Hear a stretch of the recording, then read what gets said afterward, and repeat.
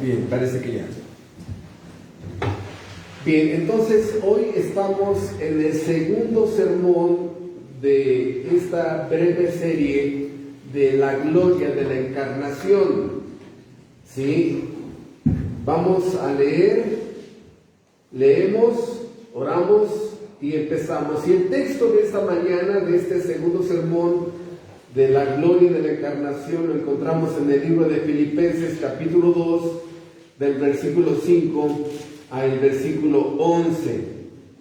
¿Sí? Aquí está resumida de una forma magistral toda la obra de redención que nuestro Señor Jesucristo llevó a cabo. Dice Filipenses 2: haya pues en vosotros este sentir que hubo también en Cristo Jesús, el cual, siendo en forma de Dios, no estimó el ser igual a Dios como cosa que aferrarse, sino que se despojó a sí mismo, tomando forma de siervo, hecho semejante a los hombres, y estando en la condición de hombre, se humilló a sí mismo, haciéndose obediente hasta la muerte y muerte de cruz. Por lo cual, el efecto de esta obra de redención, por lo cual Dios también le exaltó hasta lo sumo y le dio un nombre que es sobre todo nombre, para que en el nombre de Jesús se doble toda rodilla de los que están en los cielos y en la tierra y debajo de la tierra, y toda lengua confiese que Jesucristo es el Señor, para gloria de Dios Padre. Bendito Padre Celestial, en esta mañana venimos con un corazón deseoso de conocer más de tu palabra, de la profundidad de tu palabra, y que hoy podamos ver la gloria de la encarnación de una forma más profunda, Padre.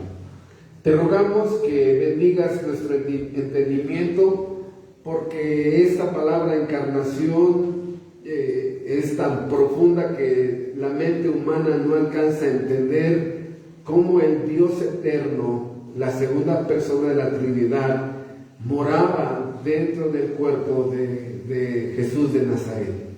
Te rogamos que podamos entender las dos naturalezas de Cristo, su naturaleza humana y su naturaleza divina, pero sobre todo que podamos entender toda la gloria que había dentro del cuerpo de Jesucristo, toda la plenitud de tu deidad.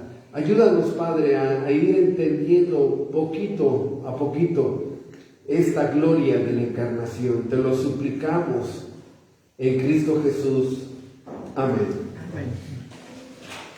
Hermanos, la obra de salvación que Dios realiza en la historia humana y en toda la Biblia inicia con una palabra incomprensible y llega en su plenitud terrenalmente en otra palabra incomprensible.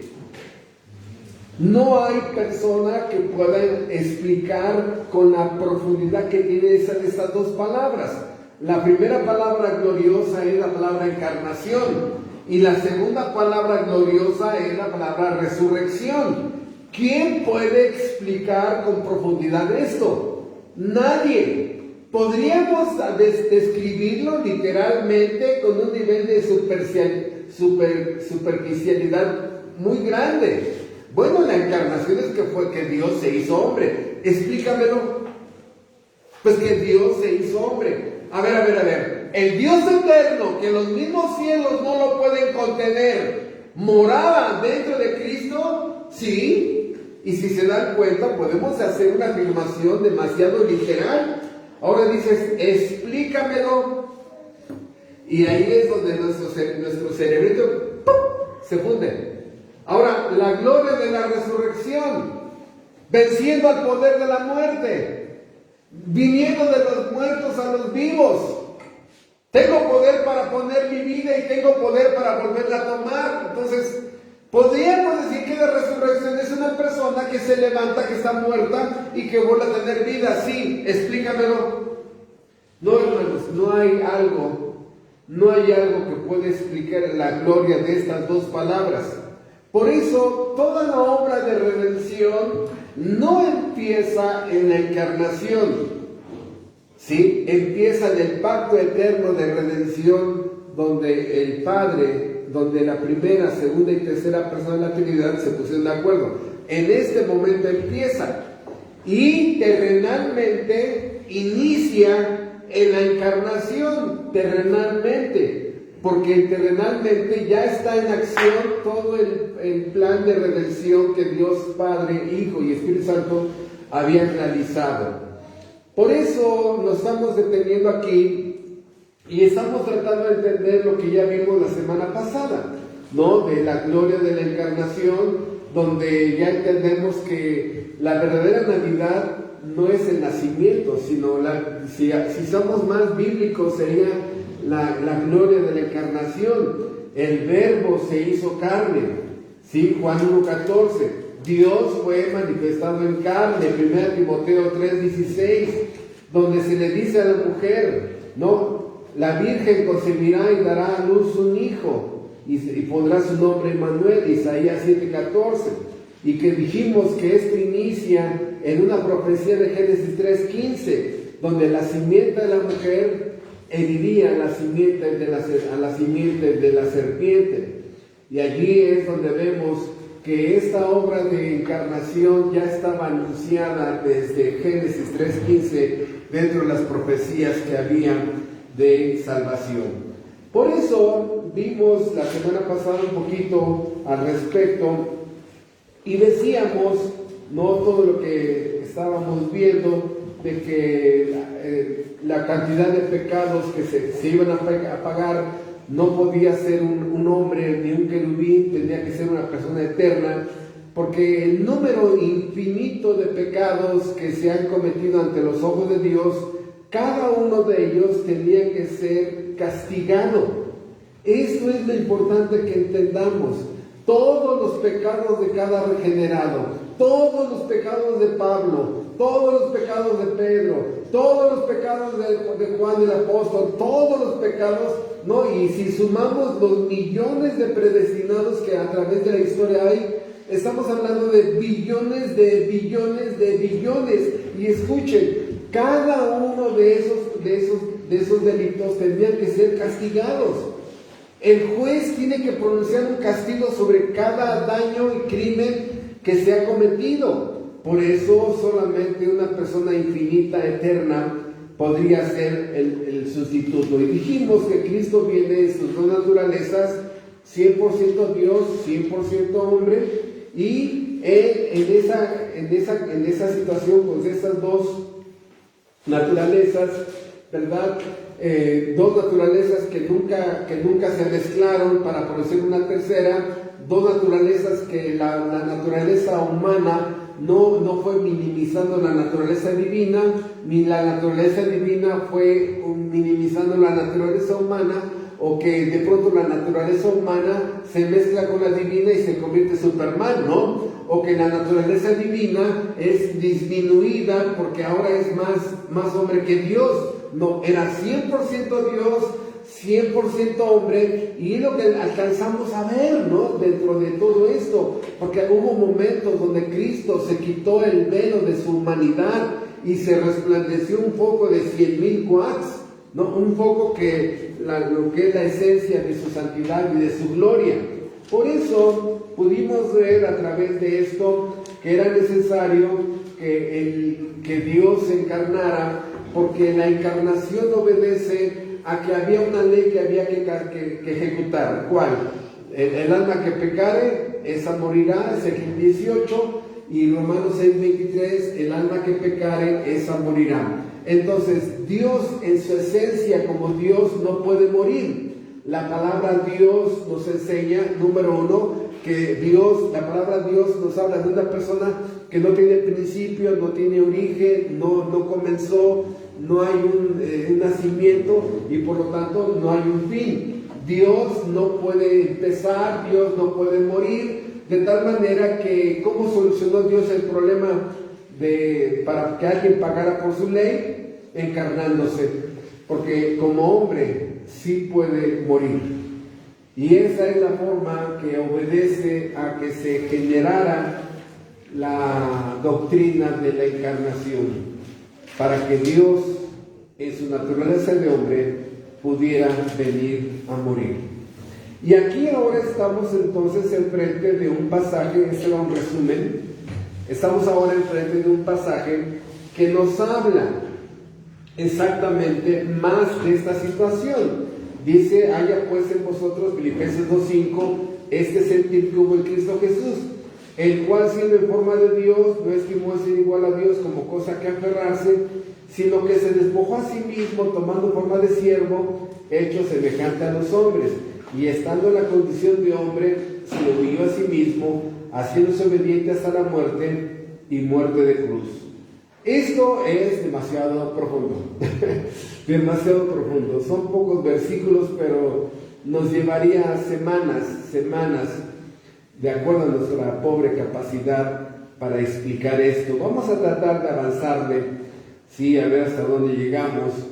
Pero aquí nos habla el primer versículo, del versículo 6, que Él, siendo en forma de Dios, ¿sí? Siendo en forma de Dios, y aquí es donde empieza el problema. ¿Por qué? Porque ¿cuál es la identidad de ese niño que estaba en el vientre de María, que había sido colocado como si fuera una fecundación in vitro?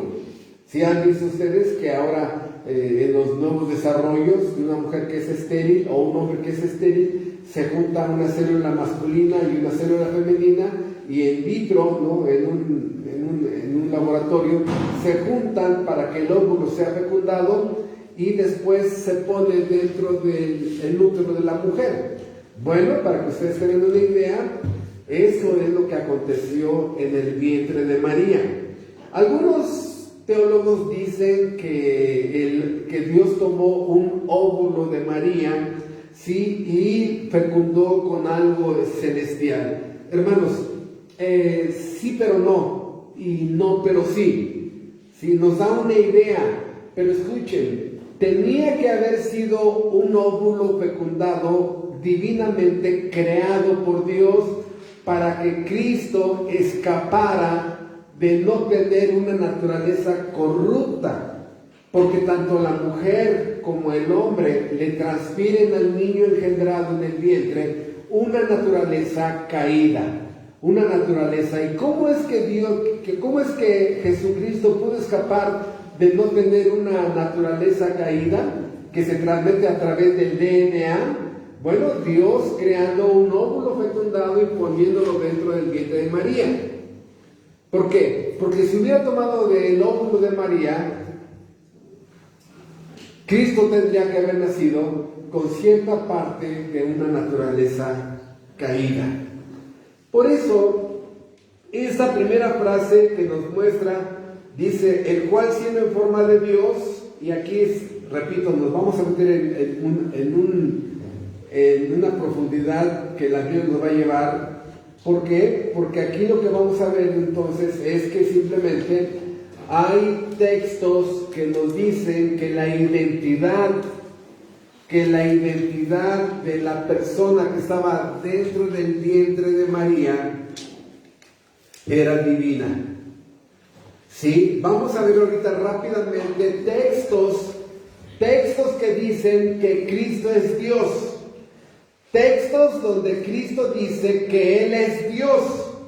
Textos donde el apóstol Pablo dice que Cristo es Dios.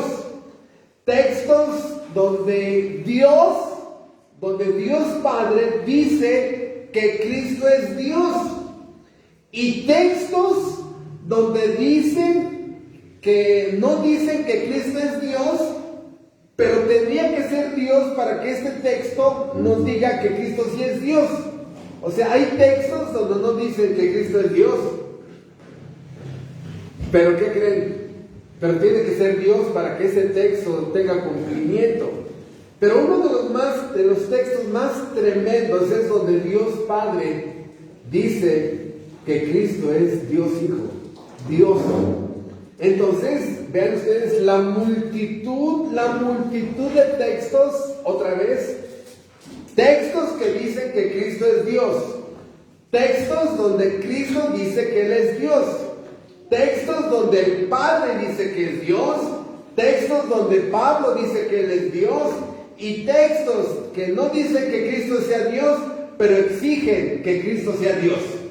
Entonces, ahí es donde tenemos que ubicar la identidad de el niño que estaba creciendo dentro del vientre de María, ¿no?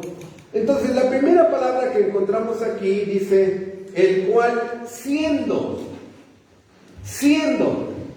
Esta palabra es una palabra que significa, vamos a usar la palabra existiendo. Habla de un presente continuo, ¿sí? Por ejemplo, yo en el caso de Humberto Méndez, a ver, yo, antes de nacer, ¿estaba haciendo? No, hasta el día que yo fui concebido en el vientre de mi madre, por la gracia de Dios, hasta ese día yo tuve existencia. Entonces, yo tuve una existencia inicial, porque antes de ese momento yo no existía. Bueno, dice la Biblia que Cristo existiendo, un presente continuo, existiendo continuamente, donde está fuera del tiempo, ¿sí? Está fuera de los límites del tiempo, es la primera palabra que vemos aquí, el cual existiendo, siendo en forma de Dios, y aquí es la palabra forma, ¿sí? Morfe. Y aquí esta palabra nos lleva a entender que la única forma en que Dios existe, porque no tiene un cuerpo como nosotros, es hablar de toda la suma de sus atributos divinos. Repito, es la suma de todos sus atributos divinos. ¿Cuáles? Bueno, pues nada más para empezar, estamos hablando simplemente, vamos así rápidamente, de su autoexistencia, autosuficiencia, su justicia, su amor, su misericordia, su ira, su bondad, su paciencia, su eternidad, su gloria, su gracia, su fidelidad, su omnipresencia, su omnisciencia, su omnipotencia, su sabiduría, su providencia, su bondad, su longanimidad, etcétera, etcétera, etcétera, etcétera. Toda la suma de sus atributos nos muestran exactamente que esa era la forma en que existía. Todo lo que hace que Dios sea Dios. Y a nivel de enseñanza lo hemos resumido en 4 palabras. Sus atributos, su carácter, su perfección, su naturaleza. ¿Verdad? En estas 4 palabras es donde encerramos algo que no cabe en el universo para explicar. Va más allá, ¿verdad? Decimos que Dios en sus atributos, dice, siendo en la forma, sus atributos, su carácter, su naturaleza, su perfección. Todo esto es la suma de la persona que ha creado este universo infinito, que ante los ojos de Él, ante su tamaño de Dios, ante el verdadero tamaño de Dios, todo el universo es un pequeño grano de arena. Imagínate entonces, si para el Dios eterno todo el universo es un pequeño grano de arena, ¿qué somos nosotros?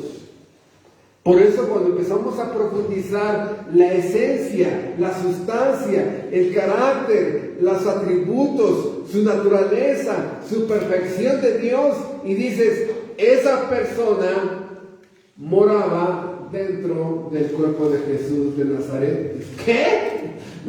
No, ya se me fundió el cerebro, ¿no? Nos quedamos así, ¿no? Así, en un estado desconectados completamente. Porque no entendemos. Nadie puede explicar eso. Podemos darnos una idea. Por eso, repito, dice en forma de Dios, ¿no? Todo lo que Dios hace que Dios sea Dios, toda la suma, toda la totalidad de sus perfecciones. Por eso en la Biblia hay frases que nos dan una idea gloriosa, pero que se quedan cortas. La Biblia le llama que Él es el Señor de la gloria. Él es el Señor de la gloria. El problema es que para cada persona la gloria, por ejemplo, para una persona dice, una gloria es un Lamborghini, ¿no? O una gloria es una residencia en Miami. No, hermanos, no estamos hablando de cosas terrenales, estamos hablando de cosas celestiales. Por eso era la plenitud de la deidad que había dentro de él.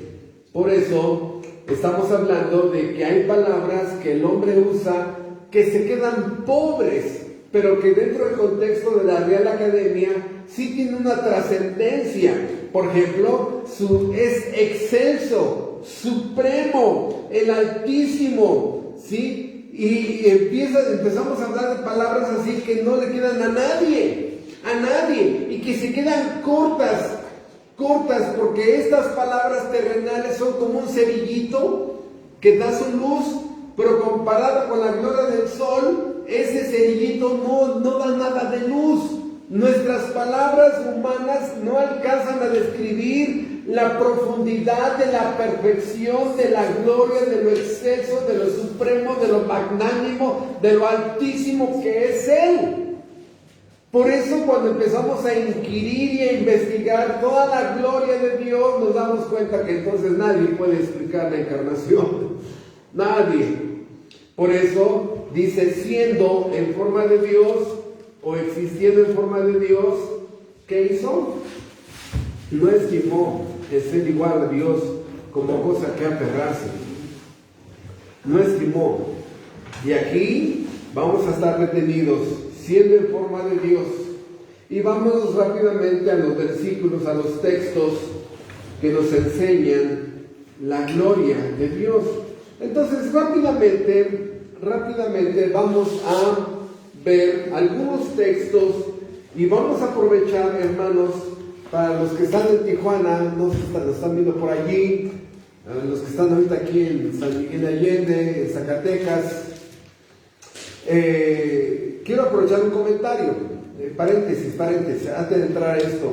Va a ser bueno, hermanos, que estos textos los tengas apuntados en alguna parte de tu Biblia y los memorices. ¿Por qué? Porque hay mucho cristianismo que dice, no, sí, Cristo es Dios, ¿no? Y dice, demuéstramelo. Y ahí empecé como la chilindrina, ¿no? Y nada más muchos hacen el ridículo. Dicen que Cristo es Dios, pero no tienen los elementos, no se ponen a estudiar, ni siquiera tienen al margen los textos que explican que Cristo es Dios. Y por eso les toca la puerta las personas de la secta de los falsos testigos de Jehová y les ponen unas arrastradas a los cristianos que creen que Cristo es Dios, porque dicen que Cristo es Dios, pero no se han puesto a estudiar ni a repasar los textos. Por eso, cierro el paréntesis. Ahorita voy a mencionarles algunos de los textos que dicen que Cristo es Dios, ¿no? Cada uno de ellos merece un sermón. Nada más vamos a hacer un recorrido superficial, porque repito, textos que dicen que Cristo es Dios, textos donde Cristo dijo que Él era Dios, textos donde el Padre dice que Él es Dios, textos donde Pablo dice que Él es Dios, e inclusive textos donde el apóstol Juan dice que Él es Dios. Y al final, textos que no dicen que sea Dios, pero exigen que Él sea Dios, ¿no? Por ejemplo, rápidamente, un nuevo mandamiento os doy. Ese texto dice que Él es Dios. El único que tiene derecho de poner mandamientos y leyes en este mundo es Él. Porque se dice, bueno, ahí no dice que Cristo es Dios, pero exige que sea Dios.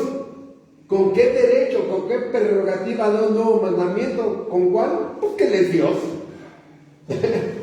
Entonces, vean ustedes rápidamente. Colosenses 2:9. No lo busquen, apúntenle, porque mientras lo buscas vas a perder la explicación. Textos que afirman que Cristo es Dios. Colosenses 2:9, dice el apóstol Pablo, en Él, hablando de Cristo, habita corporalmente toda la plenitud de la deidad. En Él, ¿cuánto había de Dios en el cuerpo de Cristo? Todo, ¿sí? Toda la gloria. toda la suma de la perfección de Dios, todo lo que Dios hace, que Dios sea Dios, estaba dentro de Él. Todos los atributos de amor, justicia, ira, bondad, omnipresencia, omnisciencia, todo había dentro de Él. No había una parte de Dios, en Él habitaba toda la plenitud de la deidad. Desde la eternidad hasta la eternidad, todo lo que Dios es Dios estaba ahí. Corporalmente, dice, en Él habita corporalmente. ¿Dónde está la palabra de nuestro estudio de esta mañana? La palabra encarnación. Allí. ¿En dónde? En la palabra corporalmente. Allí pone una flechita y hace una anotación en tu Biblia. Esto es encarnación. Corporalmente. Dios se encarnó en un hombre, 100% Dios, 100% hombre, ¿no? Dice Juan, el apóstol Juan, ¿no? Juan 1:1, en el principio era el verbo, y el verbo era con Dios, y el verbo era Dios. Aquí nos habla el apóstol Juan de la divinidad de Cristo respecto a que Él existía en forma de Dios. Pero no solamente nos dice eso en el versículo 1, en el principio era el verbo, era o estaba, ¿sí? Esa nos habla de su eternidad, y el verbo era con Dios, y el verbo era Dios. Entonces nos muestra el apóstol Juan de la divinidad de Cristo. En el principio era. O sea, Él, lo que está diciendo Pablo, ¿no? Haya pues este sentir como en Cristo Jesús, el cual siendo en forma de Dios, existiendo en forma de Dios, es lo que dice la primera parte del versículo. En el principio existía el verbo, y el verbo era con Dios, y el verbo era Dios. Y siempre las personas dicen, bueno, hermano, ¿por qué la palabra verbo? Bueno, aquí en una oración Juan juega la pelota, ¿sí? ¿Cuál es el verbo? Juan. ¿Cuál es el sujeto? Juan. ¿Cuál es el verbo? Juega. ¿Cuál es el complemento? La pelota, ¿no? Juan es el sujeto. El verbo es juega. Bueno, entonces dice la Biblia que Cristo es el verbo de Dios. Vean ustedes. Juega es alguien, otra persona que Juan, o es el mismo Juan. Es el mismo Juan. Por eso Cristo es el verbo de Dios, es Dios en su esencia y en su sustancia, haciendo lo mismo, ¿no? En su esencia y en su sustancia, porque los tres son uno. Por eso, aquí no solamente nos dice que Cristo es Dios, sino nos dice que las cosas básicas del universo fueron creadas por Él. Dice versículo 2, este era en el principio con Dios, todas las cosas por Él fueron hechas. ¿Quién es el creador? Bueno, hermanos, dice Génesis 1:1, en el principio creó Dios los cielos y la tierra, ¿no? Dice, la Biblia dice en Génesis 1:1 que la creación fue hecha por Dios Padre. ¿Pero qué creen? Que aquí dice que toda la creación fue hecha por el Hijo. Este era en el principio con Dios. Todas las cosas por Él fueron hechas. Y sin Él, nada de lo que ha sido hecho fue hecho. En Él estaba la vida, y la vida era la luz de los hombres. La luz de las tinieblas resplandece, y las tinieblas no prevalecieron contra ella. Dos cosas básicas y fundamentales que crearon a los seres humanos: la vida y la luz. Sin luz no hay vida, y sin el dador de la vida tampoco. Él es el origen de tu existencia. Él tiene la factura de cada ser humano. Él es el dueño de cada ser humano. Por eso, ¿cómo se explica esto? Versículo 1, que Cristo es Dios. Es la única explicación, que Cristo es Dios.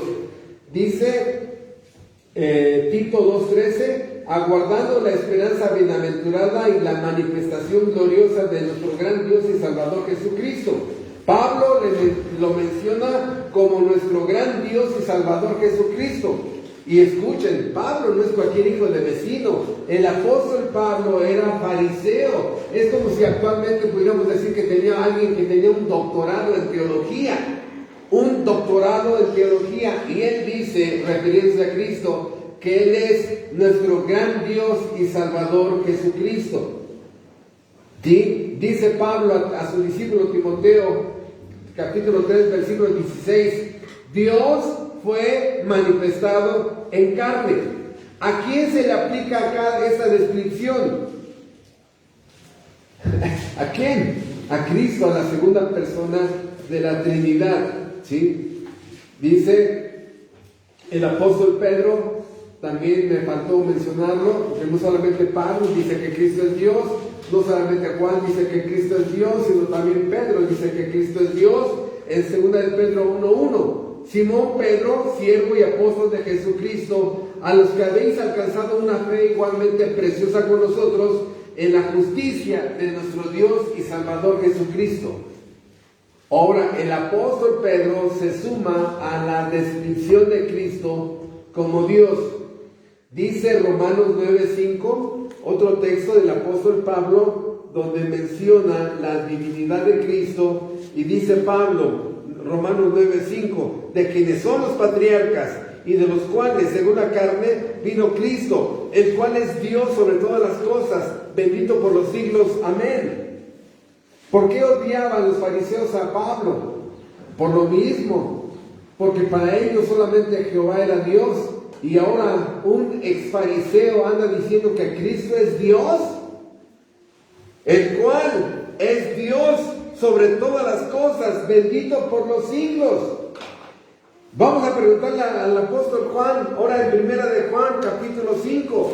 El apóstol Juan ya lo dijo en Juan capítulo 1, del 1 al 14, pero ahora vean lo que dice el apóstol Juan en Juan capítulo 5, primera de Juan capítulo 5, primera de Juan capítulo 5, versículo 20. Dice el apóstol Juan, sabemos que somos de Dios, versículos 19 y 20. Sabemos que somos de Dios y el mundo entero está bajo el maligno, pero sabemos que el Hijo de Dios ha venido y nos ha dado entendimiento para conocer el que es verdadero, y estamos en el verdadero, en su Hijo Jesucristo. Este es el verdadero Dios y la vida eterna. Nadie más. Este es el verdadero Dios. Entonces, textos y textos y textos que dicen que Cristo es Dios. Pero no solamente eso, vamos a ver el pasaje donde el Padre, Dios el Padre, dice que Dios el Hijo es Dios, en Hebreos capítulo 1, un texto glorioso. Nunca olvides ese texto, hermano, apúntalo como un texto para tu fe, para que sepas que tu fe está fundada sobre la resurrección de las personas, de la segunda persona de la Trinidad. Dice Hebreos capítulo 1, versículo 4 en adelante, y está hablando de la superioridad de Cristo sobre los ángeles. La superioridad de Cristo sobre los ángeles.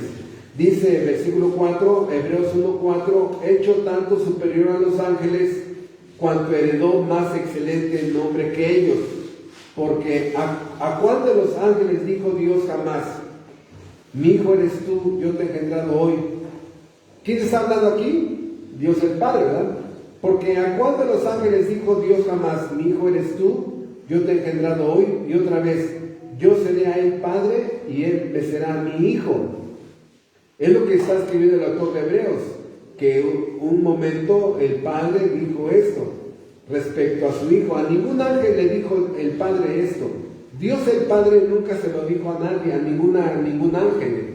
Mi hijo eres tú, yo te he engendrado hoy, yo seré a el Padre y él me será a mi hijo. Y otra vez, versículo 6, cuando introduce al primogénito en el mundo dice, y otra vez, cuando introduce al primogénito en el mundo dice, y otra vez, cuando introduce al primogénito en el mundo dice, adórenle todos los ángeles de Dios.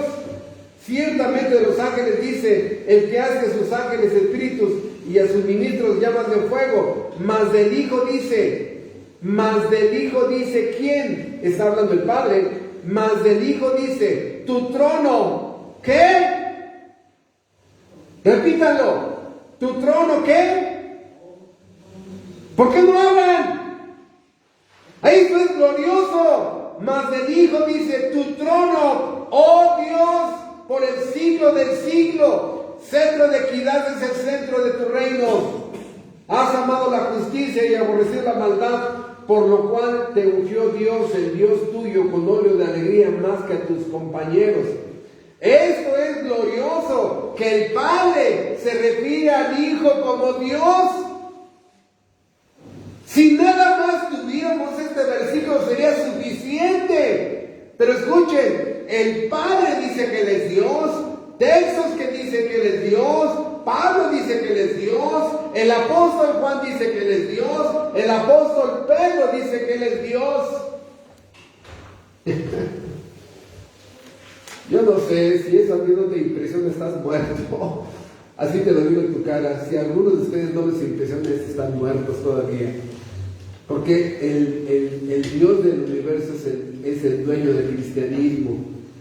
El Dios del universo es el líder del cristianismo. El cristianismo verdadero está en las manos del Dios creador omnipotente. Y para mí eso es suficiente. Pero no solamente esto, sino la Biblia dice que Cristo tiene los atributos de Dios. ¿Qué? ¿Sí? Si Cristo tiene nada más uno de los atributos de Dios, tiene que ser Dios. Pero no solamente tiene uno, tiene muchos, que hacen que la identidad del niño que estaba en el vientre de María fuera divino, fuera celestial. Por eso dice, por ejemplo, es eterno, ¿no? Dice Juan 8:58, antes que Abraham fuese, yo soy. Antes de que Abraham existiese, dice Cristo, yo ya existía.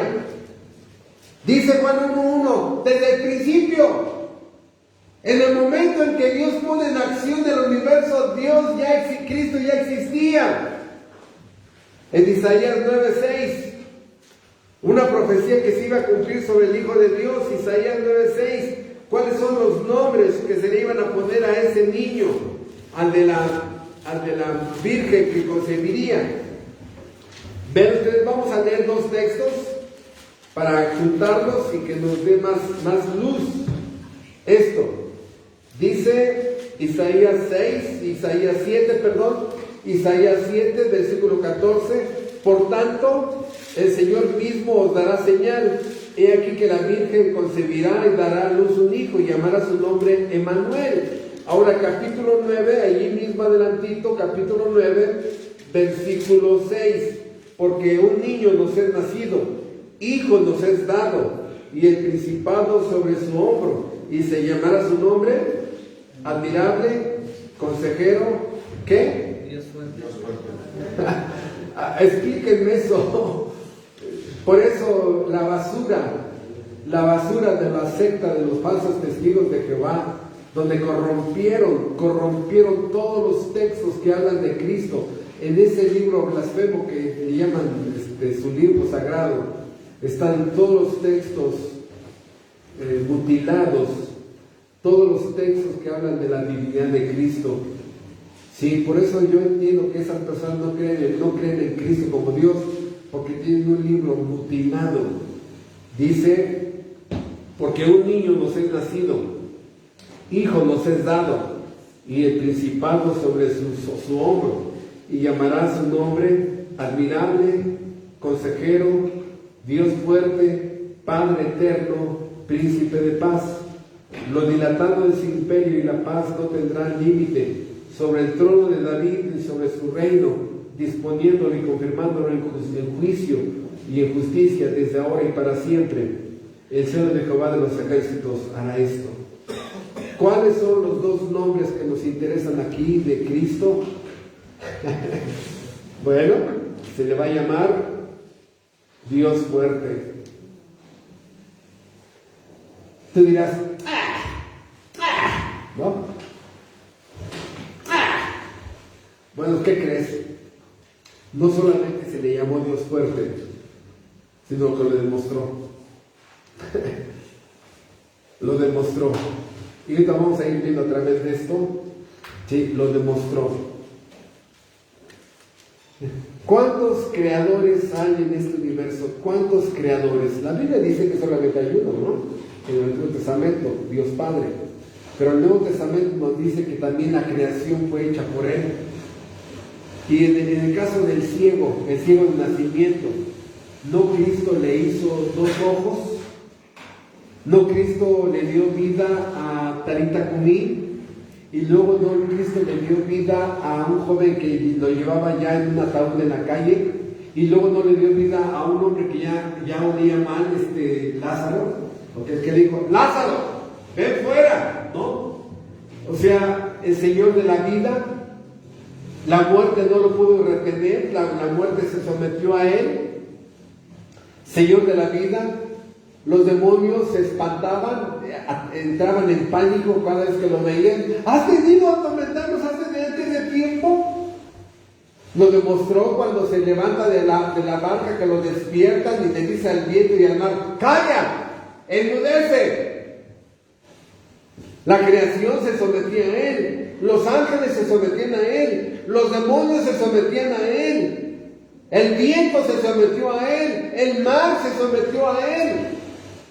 No solamente dice que era Dios fuerte, sino que lo demostró. Y aquí yo con gusto me pasaría toda la tarde hablando de cada uno de los textos. La tarde sería chiquita, no nos alcanzaría para hablar de toda la gloria que hay en la persona de Dios Hijo. Por eso dice en Juan capítulo 2, ahí vemos su omnisciencia. Entonces ya vimos aquí su eternidad. En Juan capítulo 2 vemos su omnisciencia. Juan capítulo 2, ¿qué es eso? Que todos lo saben. Dice Juan 2, versículo del 24, del 23 en adelante. Estando en Jerusalén en la fiesta de la Pascua, muchos creyeron en Él, en su nombre. Muchos creyeron en su nombre, viendo las señales que hacía. Pero Jesús mismo no se fiaba de ellos porque conocía a todos y no tenía necesidad de que nadie le diese testimonio del hombre, pues Él sabía lo que había en el hombre. Él sabía lo que hay en tu mente, lo que hay en tu imaginación, lo que hay en tu alma, lo que hay en ti. Su omnisciencia. Entonces es eterno, es omnisciente. Dice en Colosenses capítulo 2,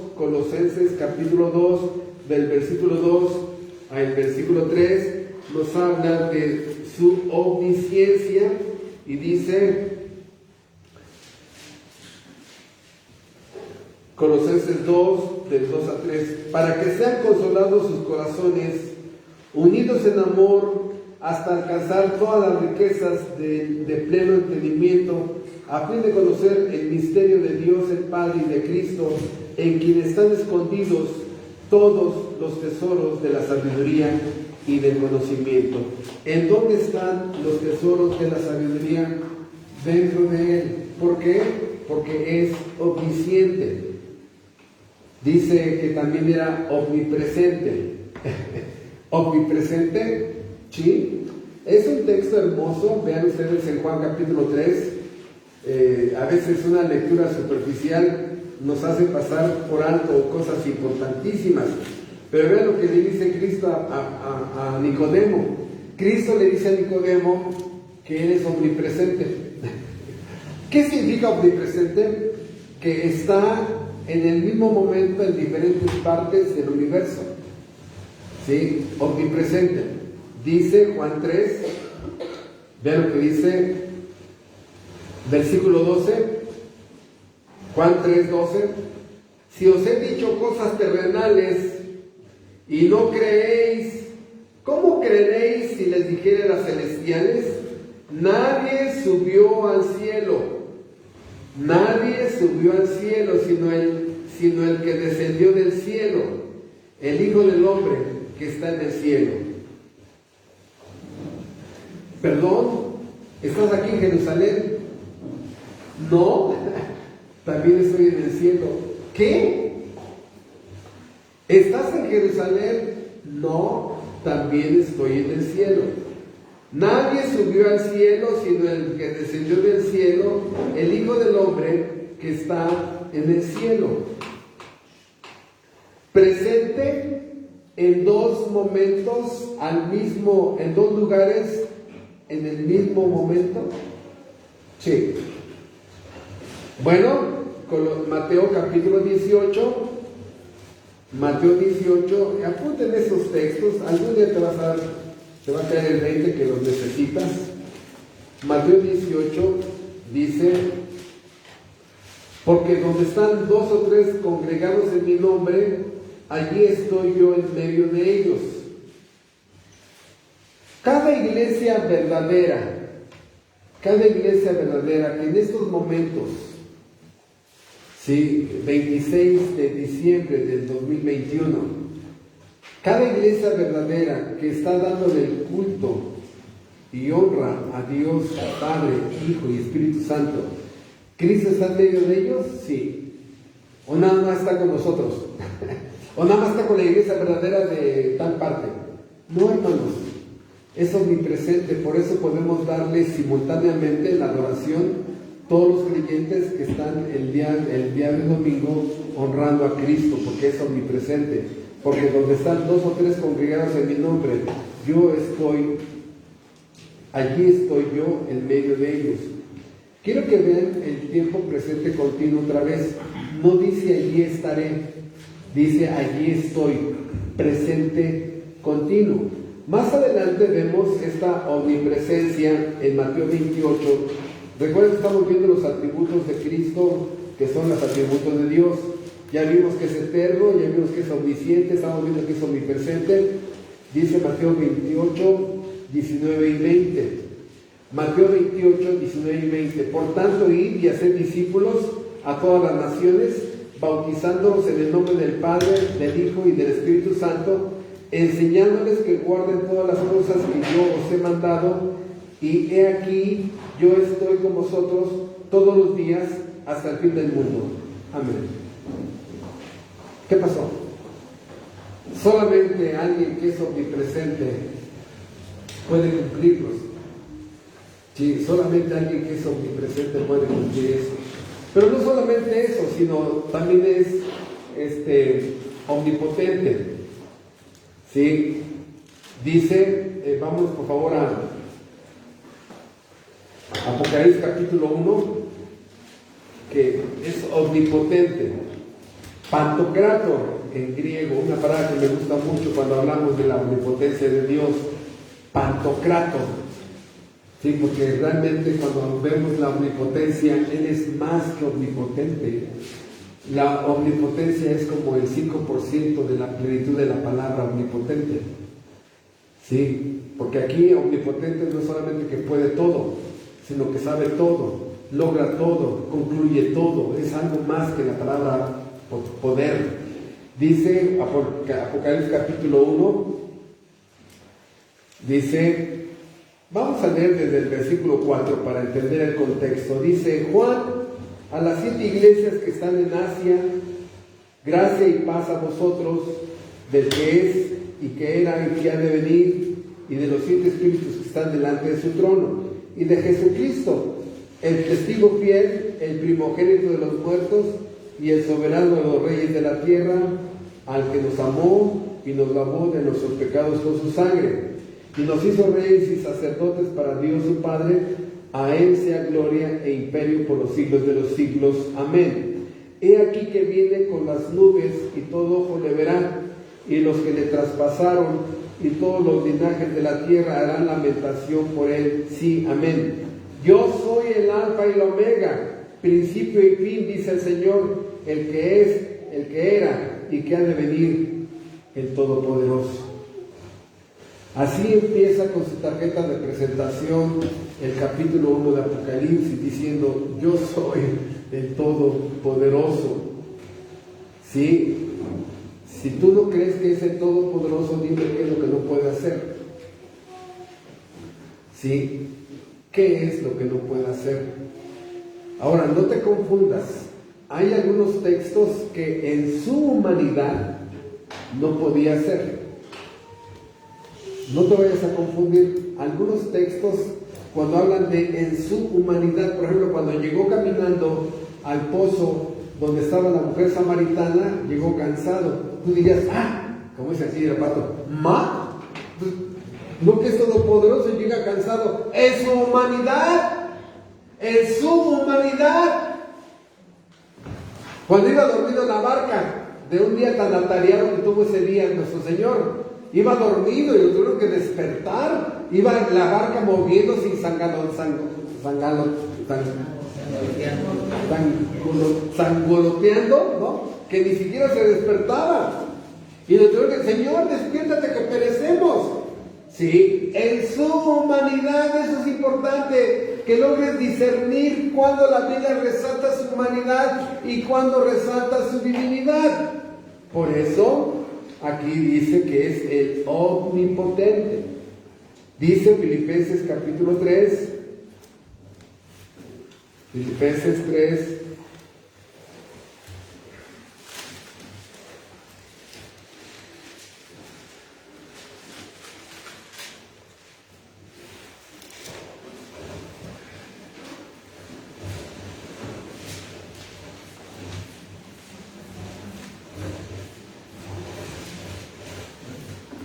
pero vamos directamente a Hebreos 13:8. Hebreos 13. Y aquí este texto nos va a enseñar 13, versículo 8, otro atributo de Cristo que es la inmutabilidad.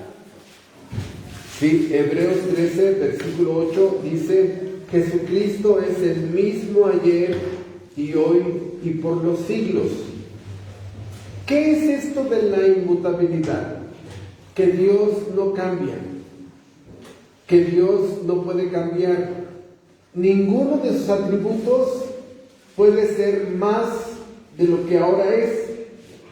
Porque si alguno de sus atributos fuera más, entonces antes de ese incremento de sus atributos era menos, entonces no era perfecto.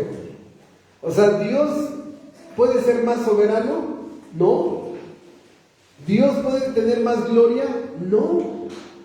¿Por qué? Porque ya toda la gloria posible la tiene Él. Y toda la gloria imposible también es de Él. Él no es más amor, no es menos amor. Por eso Él se mantiene en un estado perfecto. Perfecto.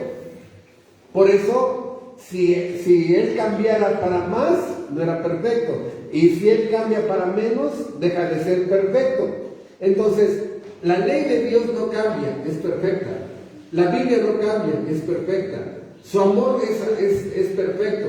Sus atributos son perfectos. Su naturaleza es perfecta. No puede cambiar. No puede cambiar.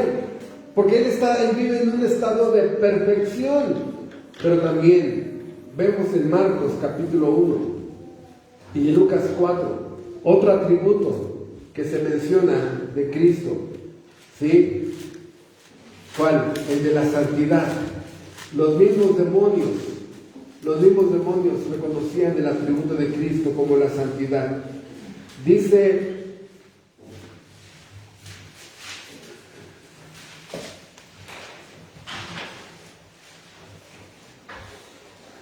Juan 4:34. Vamos a leer desde el versículo 33, Juan 4:33. Estaba en la sinagoga un hombre que tenía un espíritu de demonio inmundo. Un hombre que tiene un espíritu de demonio inmundo, el cual exclamó a gran voz diciendo: déjanos, ¿qué tienes con nosotros, Jesús Nazareno? ¿Has venido para destruirnos? Yo te conozco quién eres, el Santo de Dios. El Santo de Dios. No dice un santo, eres el Santo de Dios. En otros pasajes, el Santo de Israel. Pero no solamente eso, dice otro atributo, ya lo vimos, Creador. Juan 1, del 1 al 3, ¿no? Que en Él estaba la vida y la vida era la luz de los hombres. Todas las cosas por Él fueron hechas. Juan 1, versículo 2. Todas las cosas por Él fueron hechas. Entonces, textos donde dice que Cristo es creador. Ahora, en Colosenses nos dice, Colosenses capítulo 1, que Cristo es creador. Rápidamente, Dice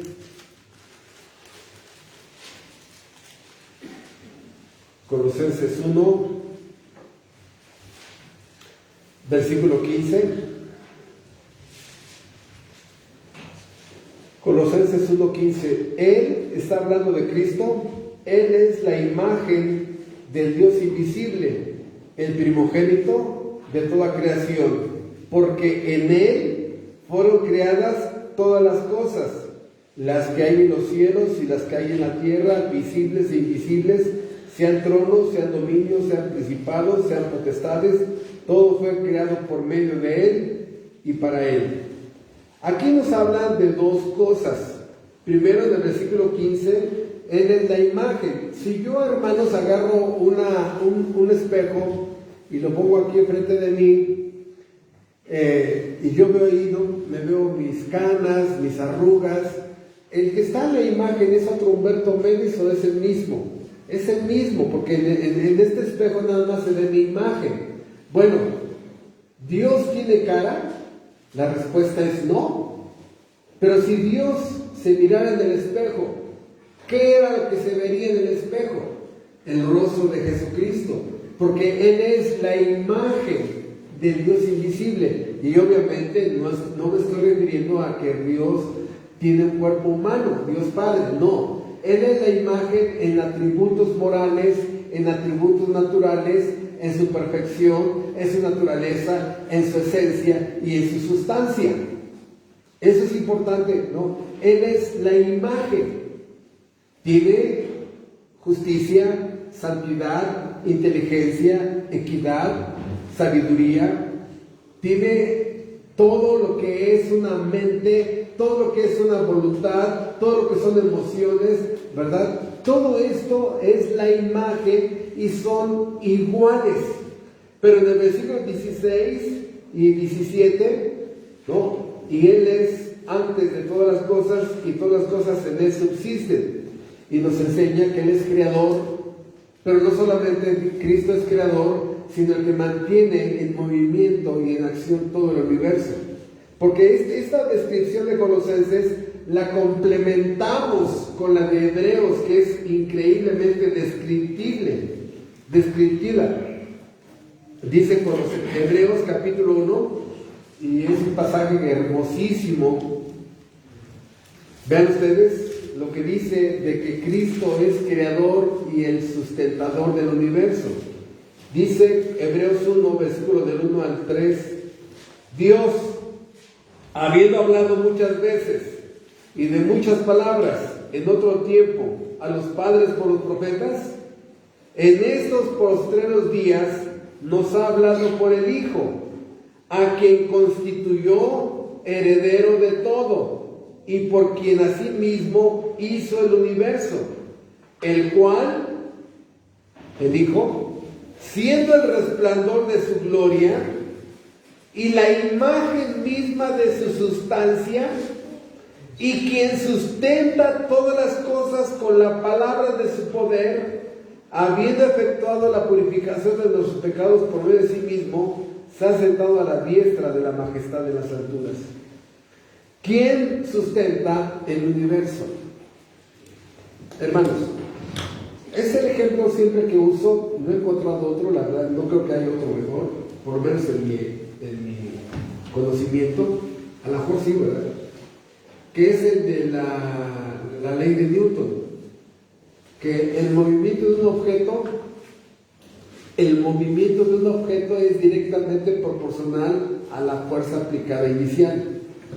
O sea, una canica que le aplicas muchísima fuerza, pues va a llegar de aquí a 20 metros. Pero si esa canica le aplicas poca fuerza, va a llegar a 3 metros. Entonces, el movimiento de un objeto es directamente proporcional a la fuerza aplicada. Mucha fuerza, mucho movimiento. Poca fuerza, poco movimiento. ¿Y eso qué? ¿Hasta un niño lo sabe? Ok. Para que haya movimiento, ¿tiene que haber una fuerza inicial? Pues sí. ¿No? Ok, entonces, ¿quién le hizo así a la Tierra? ¿Quién hizo así a la Tierra? Y número 2, ¿quién le hizo así para que se mantenga en un movimiento de traslación alrededor del Sol. Entonces, número uno, ¿quién hizo así a la Tierra? Y número dos, ¿quién la mantiene en movimiento perfecto? Porque ni se acelera ni desacelera, sino mantiene en un movimiento perfecto de rotación y un movimiento perfecto de traslación. Tal es así que podemos medir el tiempo en días y en años. Porque si no, hoy como que hay poca fuerza de rotación. Hoy el día va a ser nada más de 3 horas. En 3 horas empieza a anochecer. Oiga, ¿qué creen? Hoy, como si hay mucha fuerza en la Tierra de rotación, va a ser un día de 15 días. Pero no, hermanos, Dios mantiene perfectamente todo. Los átomos, los electrones, los protones, todo desde los átomos hasta las moléculas y a todo lo ser vivo en un movimiento perfecto. Por eso dice, el cual, siendo el resplandor de su gloria, Él es el resplandor de su gloria, no hay más gloria en Dios que el Padre, no hay más gloria en Dios el Hijo, los tres tienen la misma gloria y el mismo resplandor, el cual siendo el resplandor de su gloria y la imagen misma de su sustancia. Aquí es donde los teólogos se han inquirido y han profundizado la esencia y la sustancia de Dios. Y no me quiero desviar. ¿En qué consiste la esencia y la sustancia de Dios? Eso lo dejo para los próximos sermones, porque ya me acabé el tiempo ahorita nada más hablando de la divinidad del bebé que estaba en el vientre de María, el cual siendo el resplandor de su gloria y la imagen misma de su sustancia, y quien sustenta todas las cosas con la palabra de su poder. Él alimenta a cada animal que hay en este planeta. Ningún animalito se va a dormir sin cenar. Él prepara el alimento para el oso polar, para la cabra montés, para la ballena. Él fabrica todos los días el plancton para que se alimenten millones y millones de peces en el mar. Él produce los granos para los cuervos, para las palomas, para los aves. Él le da de comer al avestruz, a las fieras. Hermanos, Él está todos los días trabajando. Por eso ese texto maravilloso de Cristo, mi Padre trabaja y yo trabajo. Por eso un perezoso, zángano, mantenido, conchudo, es una contradicción de la creación. Porque si Dios mismo trabaja y Cristo trabaja, imagínense esos perezosos que no quieren mover un dedo, ¿no? Entonces, ¿qué es lo que estamos diciendo? Que Él es el creador. Y Él sustenta su creación, pero no solamente eso, sino la Biblia le llama que Él es el Rey. El Rey. Él es el Rey, ¿no? Y Dios el Padre no tiene ningún problema que se le dé la honra a Cristo como Rey, porque los tres son uno y tres son Rey. Vean ustedes rápidamente en Mateo 25. Un texto maravilloso. Me gustaría tener más tiempo, hermanos, para que no fuéramos tan rápido. No fuéramos tan rápido en esta explicación, pero el tiempo no nos alcanza. Rápidamente dice Mateo 25, versículo 31, que es el día del juicio final. Y en este pasaje es interesante porque se van a juzgar los pecados de omisión. ¿Sí? Los pecados de omisión se van a juzgar. Recuerden que Dios como juez va a juzgar los pecados de acción y los pecados de omisión. ¿Cuáles son los pecados de acción? Las cosas que Dios prohibió y el ser humano las hizo. Aquí habla de rebeldía, de desafío de la criatura contra su creador. Los pecados de omisión: Dios prohibió el robo y robaste. Dios prohibió adulterar y adulteraste. Y algunos hermanos, escuchen, podríamos llamarle que son adúlteros seriales. Así como hay asesinos seriales, hay hombres que son adúlteros seriales, ¿no? Y mujeres también, ¿no? ya es más claro que la mujer también cae en este tipo de pecados. Entonces, pecado de acción es hacer lo que está prohibido, y pecado de omisión, no hacer lo que está mandado. No evangelizas, no asistes, no creces en santidad, no honras a Dios, no amas a Dios, no eres útil en el reino de Dios, en fin, pecados de omisión. Entonces, en este capítulo se está juzgando el pecado de omisión. Dice Cristo: tuve hambre y no me diste de comer, estuve solo, estuve en la cárcel, no me visitaste, estuve desnudo, no me cubriste. Todo lo que son pecados de omisión. Ahora vean ustedes cómo empieza el pasaje, Mateo 25, 31, donde el texto nos dice que Cristo es Rey. Cuando el Hijo del Hombre venga en su gloria y todos los santos ángeles con él, entonces se sentará en su trono de gloria. Vean, dice aquí que el Hijo del Hombre tiene su trono de gloria, y serán reunidas delante de él todas las naciones, y apartarán los unos de los otros como aparta el pastor las ovejas de los cabritos. Y pondrá las ovejas a su derecha y los cabritos a su izquierda. Entonces el Rey dirá a los de su derecha: venid, benditos de mi Padre, heredad el reino preparado para vosotros desde la fundación del mundo. Versículo 31 se le llama el Hijo del Hombre al principio, versículo 31 al final del versículo 31 se le llama a su trono de gloria, y el versículo 34 dice, se le llama que el Rey. Y aquí va a pronunciar el veredicto, el Rey. Tuve hambre y me diste de comer, tuve sed y me diste de beber, fui forastero y me recogiste. 36, estuve desnudo y me cubriste, enfermo y me visitaste, en la cárcel y viniste a mí. Entonces los justos le responderán diciendo: Señor, ¿cuándo te vimos hambriento y te sustentamos, o sediento y te dimos de beber?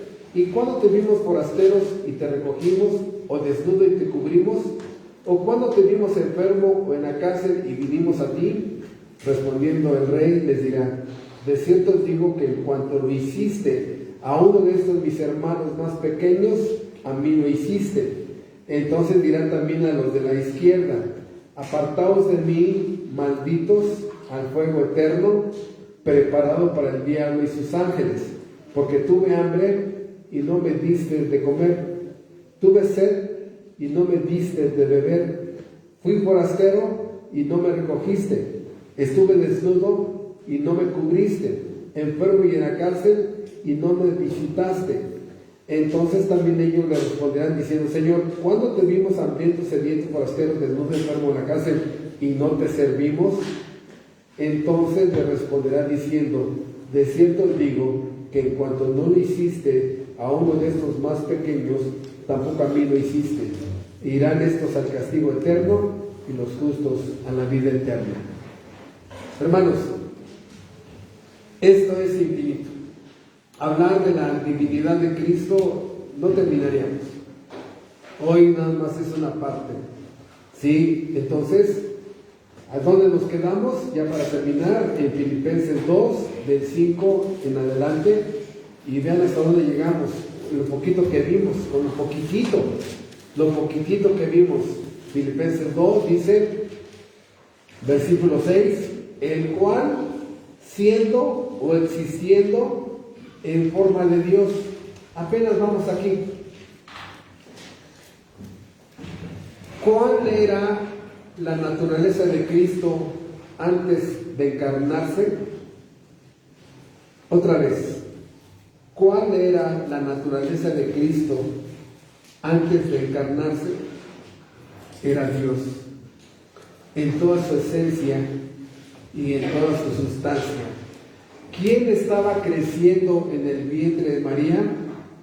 El Dios hombre. El Dios hombre, porque Dios le había preparado el cuerpo a Jesús de Nazaret, que se iba a desarrollar dentro del vientre de María. Y lo único que vimos hoy es que la identidad de la persona que nació era Dios hecho carne. La primera palabra, encarnación. La segunda palabra, resurrección. Y en medio, la obediencia activa y pasiva de nuestro glorioso y Dios Salvador. Hermanos, disfruten que el verdadero cristianismo no está basado en hombres, ni en líderes terrenales. Gandhi, Confucio, Buda, esos están muertos. Disfruten que el verdadero cristianismo descansa en la persona gloriosa y divina de Cristo, Dios, hombre. Hombre, Dios. En Él descansa el verdadero cristianismo. Por eso es el verdadero cristianismo es inconmovible. Nadie puede terminar con Él, porque está en las manos del dueño del universo. Bendito Dios eterno, te agradecemos en esta mañana de recordar que el verdadero cristianismo está basado en que tú, siendo Dios, te hiciste hombre.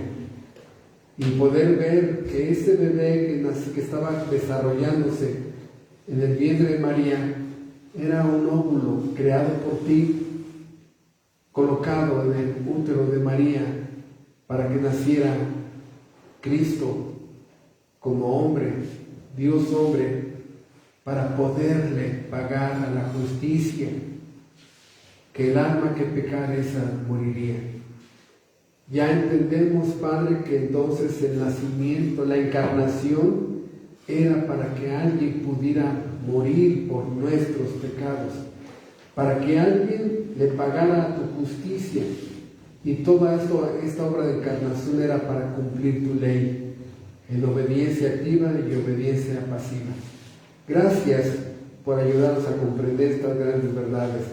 Gracias, y te ruego que mis hermanos puedan disfrutar que el verdadero cristianismo descansa en el dueño del universo, en Dios. Te damos las gracias por tu palabra y nos retiramos agradecidos porque tu palabra ha hablado a nuestro corazón. Gracias en Cristo Jesús. Amén.